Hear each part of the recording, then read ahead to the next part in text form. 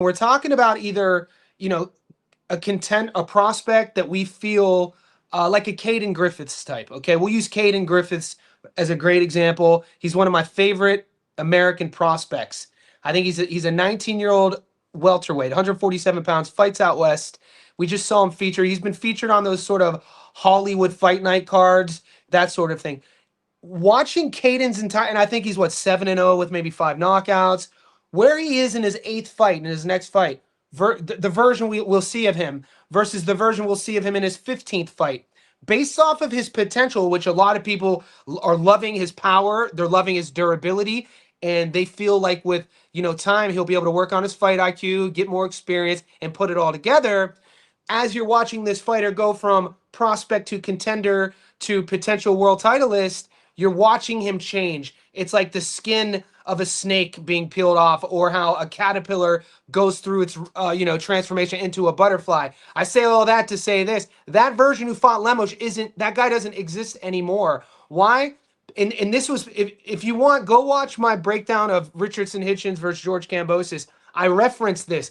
I said that what will happen in the Hitchens versus George fight is he will put it all together. He will get a knockout victory. He will get a viral moment, and he will break through the zeitgeist of a guy that everybody in boxing circles knew that had a potential to be a world champion, in becoming a world champion, and break through to not just boxing fans, but culturally with a moment like that. And I feel he's a few more moments away from becoming a household name, but that is the potential of Richardson Hitchens. If he goes out there, which I think he's going to do, and level up even further from the George fight and be more confident in throwing these punches. Because a lot of times, guys, when you watch a guy who, has a lot of hype about him, and he's had fights, the Lemos fight and Richardson Hitchens instant, where people are like, well, he didn't really look that great, or this wasn't, I mean, he won the fight.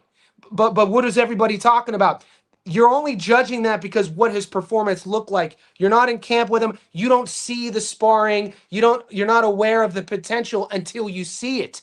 You could be a fan and believe in the potential. That's where fans come from. Fans will believe the camp. Fans will believe in their handlers on how they're talking about said fighter, and they believe in that potential. And that's how fans become fans, right? With what we do, though, and with what I do in analyzing guys' trajectories, I do have to take in consideration the potential, but I also have to be sure that I'm not a fan, and play this sort of fine line, right? And it worked out for me in the George outcome, and making money, telling you guys who to take. And I think that's why, to come full circle, that guy against Lemos doesn't exist anymore. He's a different breed. He's a different guy. He's going to be a more confident puncher. He's going to believe in his. Bruce Carrington versus Carlos Castro, same exact thing. Same exact thing. Bruce Carrington needed that moment. We hit that huge prop. He chose to punch with a puncher. It takes confidence to do that. You really have to believe in your skills, because you're putting your whole career at risk. You're putting your health at risk. But if you do take that risk and it pays off in your favor, boom, you break through. This is how heroes are born. Bruce Carrington now is a world champion with a viral knockout. Also, more importantly, he goes into his next fight knowing that he's capable of that. Richardson Hitchens knows that he's capable of that. This is what I'm talking about. I could see him stopping Duarte, dude. I fucking love this shit. Sorry. Fucking hell. My bad.